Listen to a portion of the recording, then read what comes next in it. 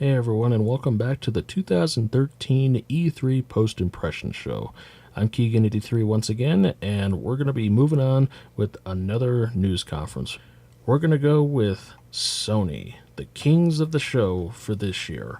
What do we have to say about Sony that hasn't already been said for this year's E3? This news conference was phenomenal. They pretty much buried Microsoft when it comes to just noting this news conference in a nutshell. We're going to be going into a lot of the things that Sony did talk about, and then we're going to talk about the overall impressions of the PlayStation 4 system and what may be the dividing factor of the 8th generation of consoles if you compare both Xbox One and PlayStation 4. So let's dive right into it. For starters, and I did miss the first part of the Sony press conference, by the way. I couldn't record it because by that point I had shifted my attention to the internet just to watch all the rest of the press conferences after EA had finished up. Well, in terms of the small things, we're going to go ahead and get those out of the way. The PS Vita, it hasn't been supported very much. There's not really any games to look forward to on it, honestly. But what I can say is that apparently during the first part of the press conference, at least based upon what I've heard, there's 80 new games on the way. There's a new Vita bundle. Nothing as far as I'm aware of when it comes to a price cut, but so far it at least sounds like the PS Vita is going to get some form of support. And we're going to leave it at that because I really don't have anything else to talk about. It'd be nice if the PS Vita would get some extra support, like say for example, a couple more Uncharted handheld games, or maybe some other games pertaining to some of Sony's first-party lineup. It would be good if someone would at least step forward and try the Vita out, because it is a nice piece of hardware. PlayStation 3. Yes, the system is going to be 7 years old this year, but one cool thing about PlayStations, they last a very long time, both in system life and in support life. There's a new good wave of support for PlayStation 3. Sony talked about The Last of Us, which has already come out. There's Beyond Two Souls, which is from Quantum Dream, the Heavy Rain creators, and that game is going to be due to come out this year. There's Gran Turismo 4, which some people are surprised that it's not a PlayStation 4 game, but it's coming out in PS3, so it's another good title to look forward to if you're still holding on to your PlayStation 3s. Then there was Rain. Not much was shown, and it looks like when it rains, your character model is shown. So that could be an interesting story right there to look into if you're interested. But then they also got into another few little details here, and well, I guess for starters, we'll talk about GTA 5 for a little bit. And for the record, Rockstar and 2K Games and 2K Sports, none of them attended, but they do have titles on the way, just to point that out there. In terms of Grand Theft Auto 5, which is coming out this September, there's a new bundle being announced for PlayStation 3. This is an exclusive bundle, which is set at $249.99, and it's a Grand Theft Auto themed headset also among the bundle possibilities. So, hey, a new PS3 bundle, that's something that Microsoft did not do when they were going through their own press conference. And one of the other things that Sony went into, which is a big plus in my book here, they went into detail on games that Microsoft did not. And this includes a game made by Bungie, and we'll be getting into that in just a bit. Let's see. Well, one of the first titles they did talk about, and this is another PS3 title, and it is multi-platform. It was Batman Arkham Origins, which is a prequel to the Arkham games of Arkham Asylum and Arkham City. It's due to come out this October, but if you're a PlayStation owner and if you want the PlayStation version, there's exclusive content. Sony announced themselves that there's going to be 2 exclusive costumes, as well as some possible DLC. I'm not sure if the DLC is going to be multi-platform, but from the looks of it, this is right now Sony exclusive. The 2 skins are the Nightfall costume, which is from a famous comic book story back in the early 90s, where Azrael, or Jean-Paul, that guy took over for Batman in the story where Batman's back was broken by Bane. That costume is in there, including the 1966 Adam West costume. And as far as DLC goes, this isn't right now in challenge maps. There's going to be themed DLC for at least the Nightfall costume. Could that mean the 1966 Adam West skin is going to get its own themed DLC challenge maps and such? I would love to see that, because right now this looks like a must-have, at least from my perspective, because I love the Arkham series. Let's see here. Moving on from that, which was pretty good. It's nice to see PlayStation 3 still get some good support, and I like that. The fact that a company like Sony is still going to be supporting their system even after it's not current anymore. Microsoft's doing it too, but it seems like PlayStation lasts longer when it comes to this area. Among the new games that they have shown was, let's see here, these are exclusives by the way, The Order 1886, which apparently in some people's eyes looks like Mass Effect, but it has things, it's kind of interesting. These people are going along a carriage, they end up coming to a stop. The guy who was driving the horses, he got attacked and drug off somewhere.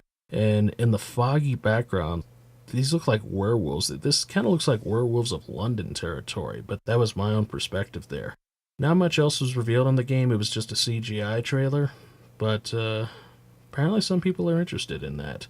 And I don't have a problem with someone being interested in something that they like.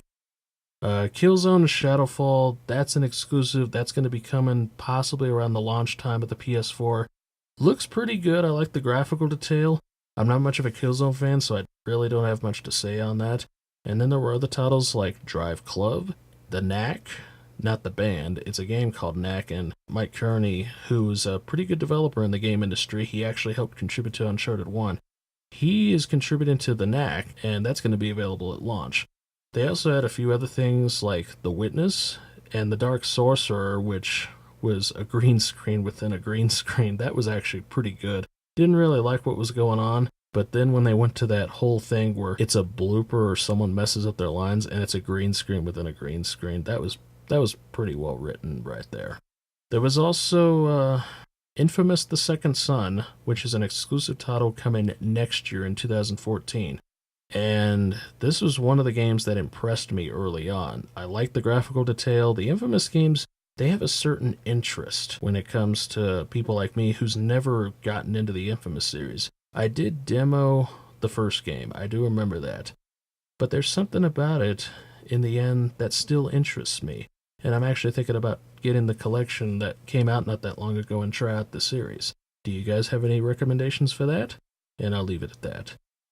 Let's see. Indie games. This was very important here, and oh boy, this is where Sony really started to kick off a really good roll. I mean, when the ball got rolling, it just wouldn't stop. Indie game developers, as I noted before, cannot self-publish on the Xbox One, which is a big no-no when it comes to people just wanting to self-publish their games and get their creativity out to the public in the video game world. Indie publishers and developers can self-publish on PlayStation 4, and there were a bunch of games announced one by one from Sony's press conference. And here's the list right here, and keep in mind, these names did change a little bit, so if I did mispronounce it a bit, feel free to say something. There was Don't Starve, Mercenary Kings, Young Horses, Secret Ponchos, Raise the Dead, Outlast, Oddworld New and Tasty, Galaxy, and all these titles are exclusive to PlayStation 4. And the fact that this, right now, this sounds very gamer friendly. The fact that indie developers are still able to go about their business and put out something creative for people to hopefully enjoy. So that's a big +1 in my book there, and possibly a lot of other people's books. Up next was Square Enix by this point, and, well, let's see here. They didn't have anyone on stage, but they got Tetsuya Nomura, who's been around since the late 90s when Final Fantasy VII did come out. He was one of the designers for Final Fantasy VII. And, well, for those who also know Tetsuya Nomura, he's the director behind the Kingdom Hearts series, and he's been working on a game called Final Fantasy Versus 13, a title that's been in development since 2006. And that's one of the longest developed Final Fantasy games in the series history. And with the mixed reactions of Final Fantasy 13, 13-2, and pretty soon 13-3, this is something that is probably getting on some people's nerves because Square has been kind of stuck on 13 for a while. 14 was already out. By the way, that is a Realm Reborn Final Fantasy 14. That's exclusive to PS4. And it's a redone version of the original Final Fantasy 14, which ended up flopping on the massive multiplayer market. That game was announced, But going back to Versus 13, they showed off a new trailer. Game looks really good. It's an action RPG embedded into the role-playing style, and it was renamed Final Fantasy 15, and it's coming to PlayStation 4. At first, it looked like it was exclusive, especially the next title, but it's also been confirmed for Xbox One, so it's not a Sony exclusive, which some people, I think, were a bit disappointed with. But if you're going to get the game anyway, you still have the freedom to choose which game you want on a specific console that you're interested in. The next title that Nomura also revealed in a trailer, Kingdom Hearts 3. After so many years of people wanting this game, it's coming out. Not sure when it's going to come out because Final Fantasy 15 is still in development at this point, so maybe once that game's done and out, Nomura and his crew, they're going to start on Kingdom Hearts 3, so kind of like Mirror's Edge, this is going to be a game that's right now early in development. But Kingdom Hearts 3, it's announced, it's in development, it's coming to PlayStation 4 and Xbox One. Finally, we can continue the series in a direct sequel that comes after Kingdom Hearts 2, after all the years of the handheld games.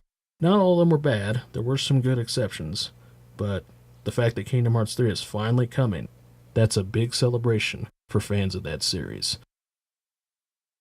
So, let's see, where can we go from here? Well, there was Assassin's Creed 4 once again. I already talked about it, but Creed 4, something happened in this one. This is one of the only little problems that Sony did have for their news conference. Assassin's Creed 4, while it had a trailer or two in previous conferences, Ubisoft actually got a chance to do full gameplay of the game, which is a big thing that I believe I already mentioned earlier.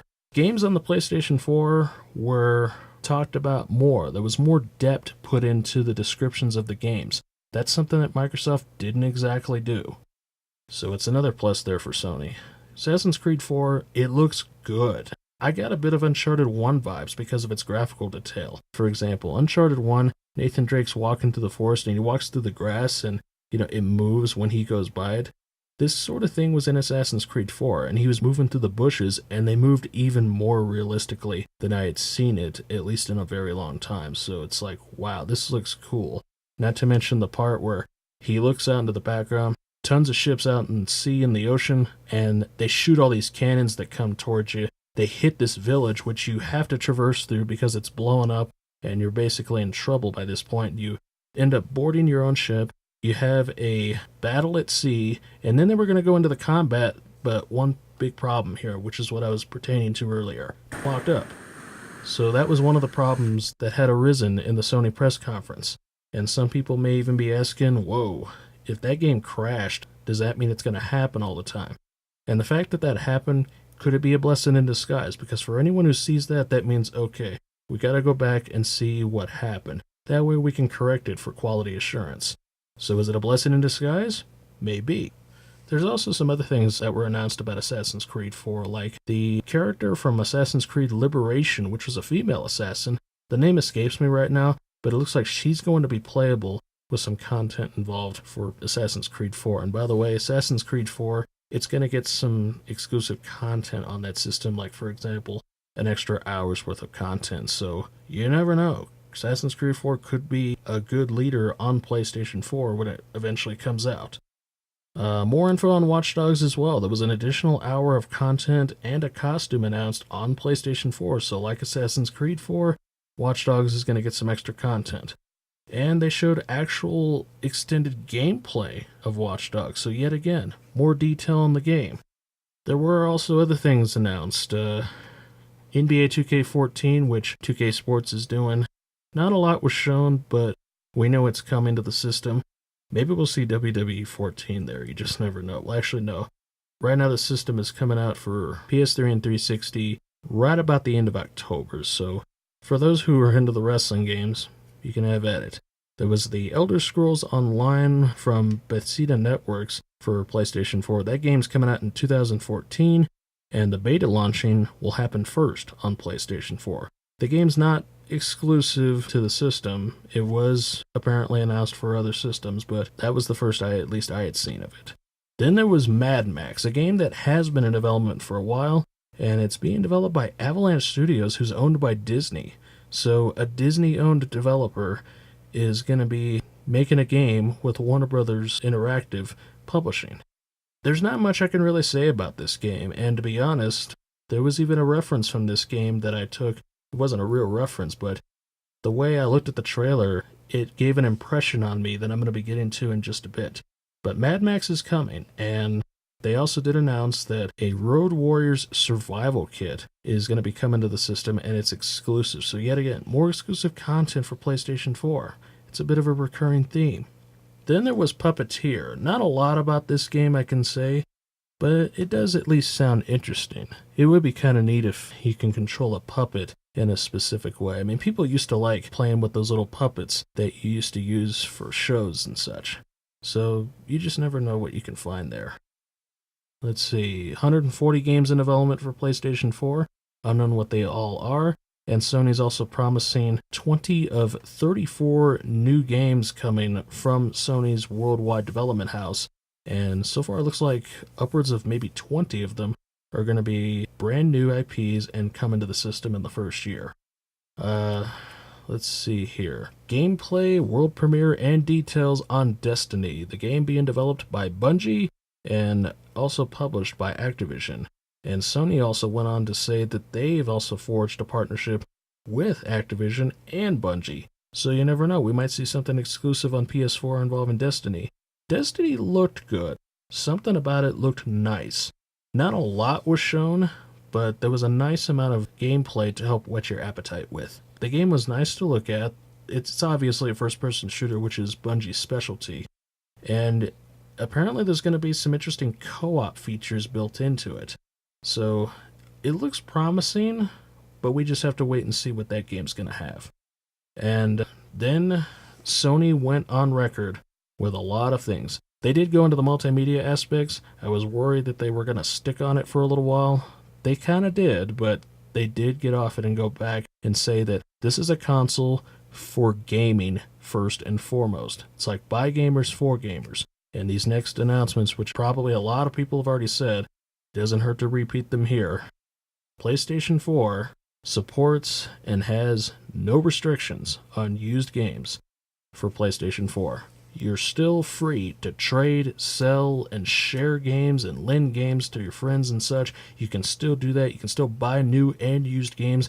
You don't have to connect online every day and play a game or any of that other kind of crap that Microsoft was doing. No online check-ins for games every day, which I already said, like the 24-hour authentication just to work with games. This was big. The crowd was so happy. It was one of those moments where it was like, this is a great time to be a gamer. And boy, was that a glorious part. Among other things, PlayStation Cloud Service, PS3, PS4, and Vita will be coming to these systems in 2014 and has been promised to be fast and responsive. But aside from that, there were other announcements also being put in. Cross-game chat on PlayStation 4. You can now chat with your friends on no matter what game you play. There's an easier friends system that's apparently being inputted. There's consumer trust being built here. And there was also a price and a range of release as well. It's coming out, the PlayStation 4, it's coming out this holiday at $399. Does anyone remember something here when it comes to older consoles? You know what this reminds me of? This reminds me of the 5th generation. I was just a teenager by the time the 5th generation came in.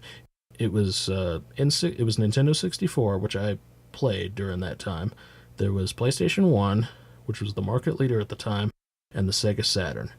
This is what it's shaping up to be right now. This is reminiscent of the 5th generation of hardware, where someone at that, well, actually, to go a little bit more into it, Sega released the Sega Saturn first. It came out right before PlayStation 1 did, during the summer in 1994. Let me go correct myself here for a bit. Let's see. Sega Saturn, it came out on, let's see here. Here we go. This came out May 11th of 1995. It came out in Japan the year before on November 22nd of 1994. And PlayStation 1, This one came out in Japan December 3rd of 94, came out in September of 95.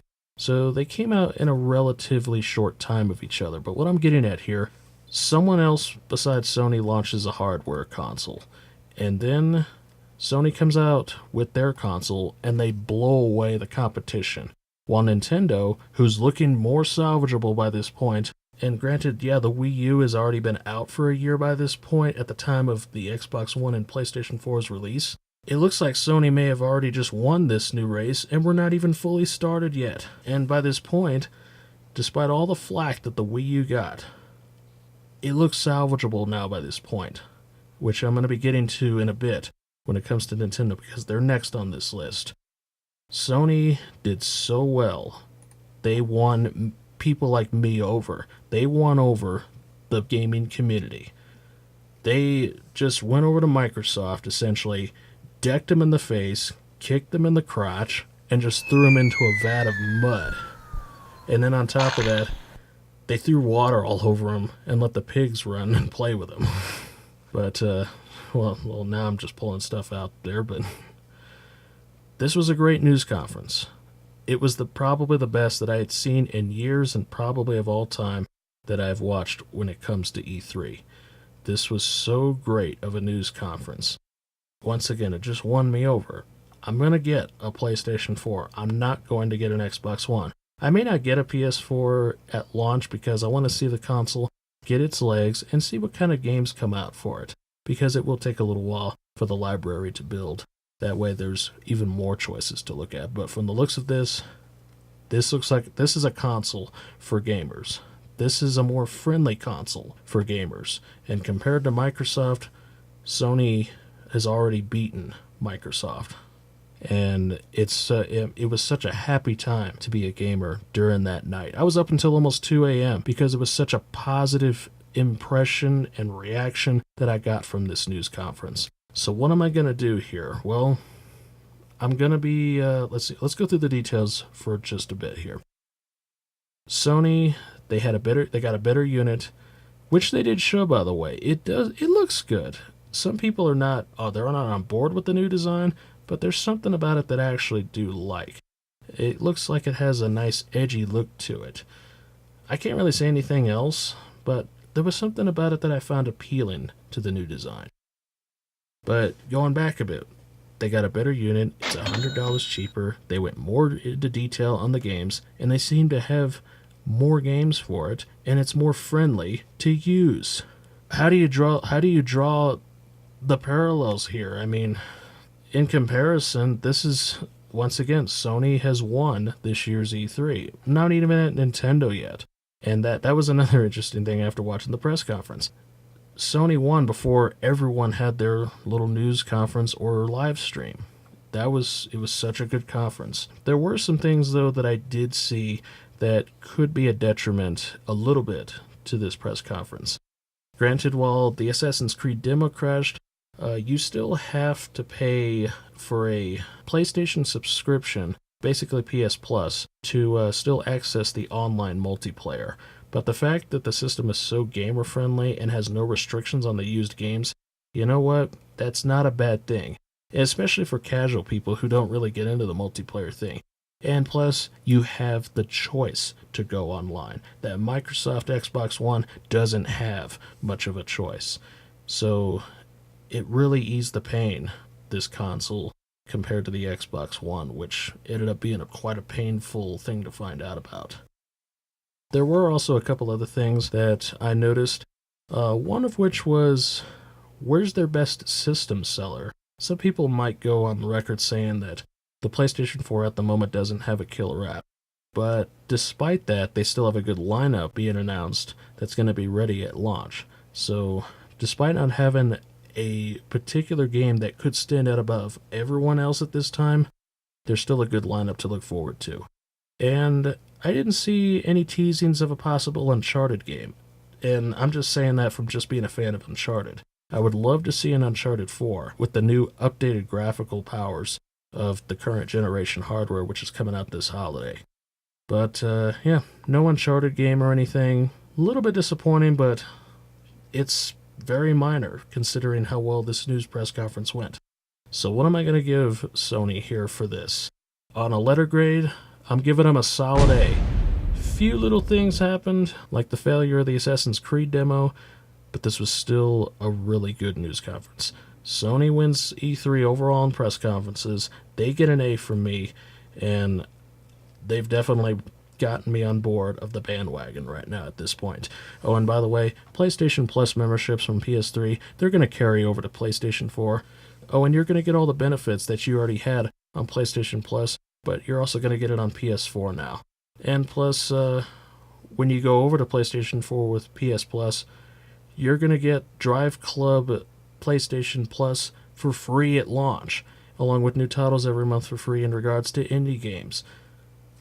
Can you draw the difference here? I think I can.